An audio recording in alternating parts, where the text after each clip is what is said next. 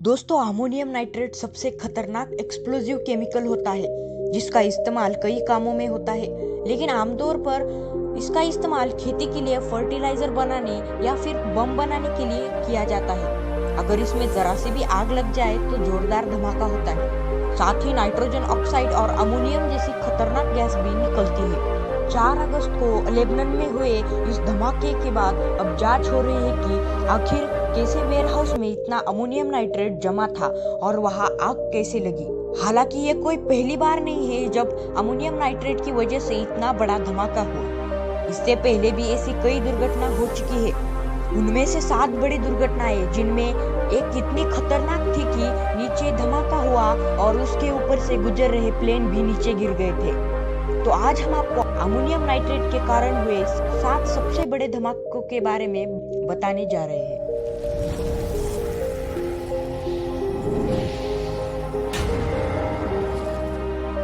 Oppo, Germany, 21 सितंबर 1921।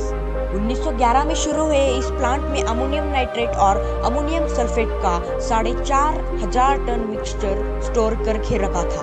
21 सितंबर की सुबह 7:32 पर महज आधे सेकंड के अंदर दो जोरदार धमाके हुए। इन धमाकों में सिर्फ 450 टन के फर्टिलाइजर में विस्फोट हुआ था।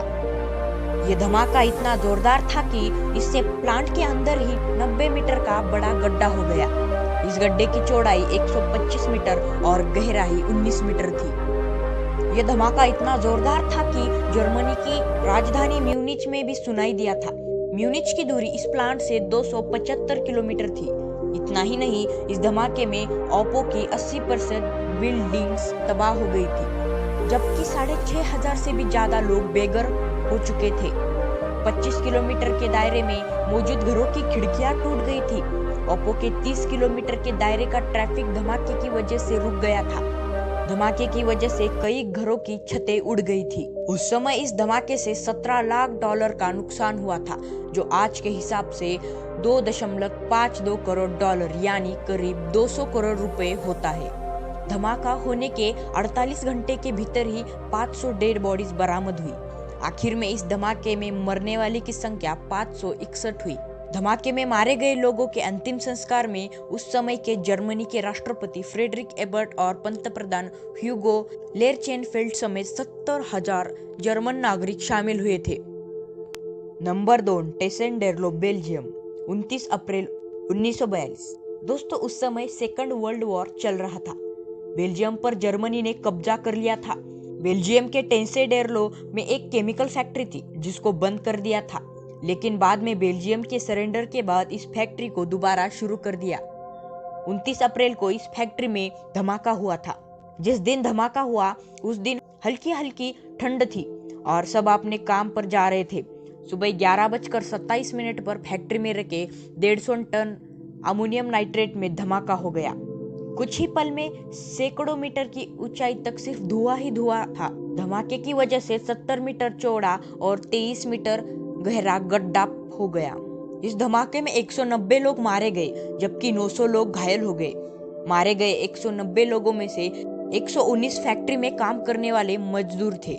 नंबर 3, टेक्सास अमोनियम एक्सीडेंट, 16 अप्रैल 1947। दूसरे वर्ल्ड वॉर में अमेरिकी सेना अमोनियम नाइट्रेट का इस्तेमाल विस्फोटक के रूप में करती थी। बाद में इसे फर्टिलाइजर के तौर पर इस्तेमाल किया जाने लगा। 16 अप्रैल 1947 को नेब्रास्का और लोवा में बना अमोनियम नाइट्रेट रेल के जरिए टेक्सास सिटी पहुंचा। इसे जहाज पर लोड किया जा रहा था। इस जहाज में 2300 टन अमोनियम नाइट्रेट के साथ साथ तंबाकू और गोला बारूद थे।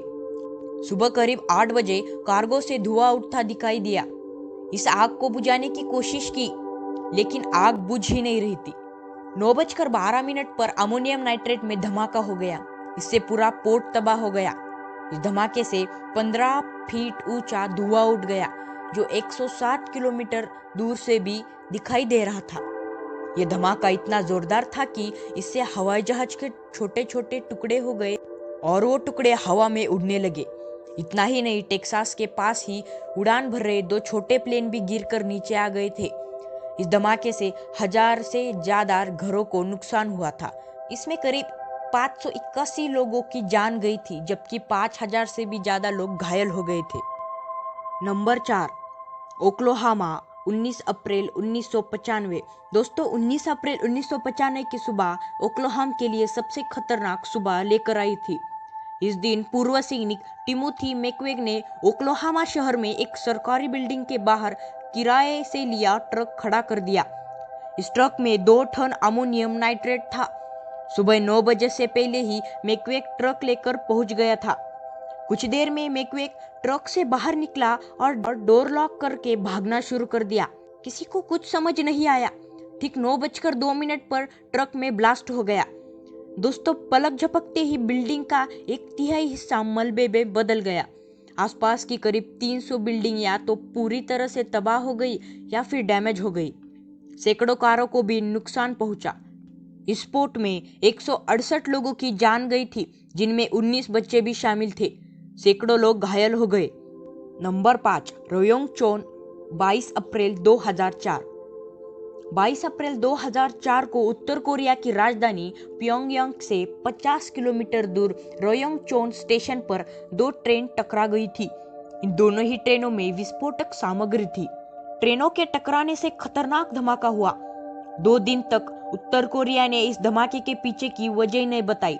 धमाके के 48 घंटे बाद उत्तर कोरिया की सरकारी न्यूज एजेंसी KCNA ने इस धमाके के पीछे की वजह अमोनियम नाइट्रेट को बताया था।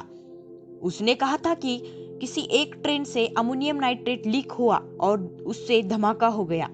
उत्तर कोरिया तो इस धमाके में मरने वाले लोगों की संख्या 54 बताता है, लेकिन मौके पर पहुंची रेड क्रॉस की टीम ने बताया था कि धमाके में 160 लोगों की मौत हुई थी, जबकि 6500 से भी ज्यादा लोग घायल हुए थे। नंबर 6, तियानजिन, 12 अगस्त 2015।